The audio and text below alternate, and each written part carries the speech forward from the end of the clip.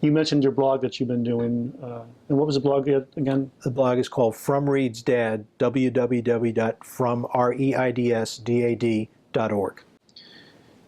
And that's where you started really trying to express the information that you had, and let everyone know what's out there. Right.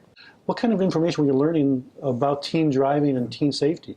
Well, probably the best example, and when I'm out speaking these days and I bring this up, it's kind of an aha moment for the parents, something that's just below their consciousness, and when you bring it up, they say, oh, the difference between purposeful and recreational driving, also known as joyriding. If a teen driver has a destination, a route, and a reason to get to a particular place on time, or a consequence for not getting there on time, they're probably going to drive conservatively and safely. If they're going to sports practice and if they're late, they're going to have to do extra push-ups. If they're going to their job and they're going to be docked their pay if they're late, they're going to drive relatively safely. It's the joyriding teens, especially multiple teens, a teen driver with passengers on the road for fun.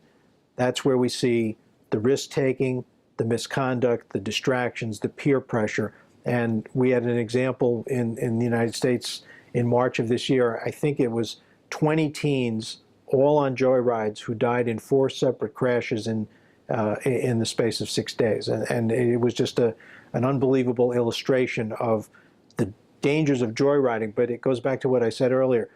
The situations that cause the most serious teen crashes are very predictable. And a joyride with passengers is one of the most predictable. So that's a key caution. So this is what I learned from the driving instructors who served on the task force with me, is this difference, which again, you think about it, it makes perfect sense, but it wasn't something that I saw featured in the literature that was available to me. So it's one of the things I feature in the book. That's one example. Okay.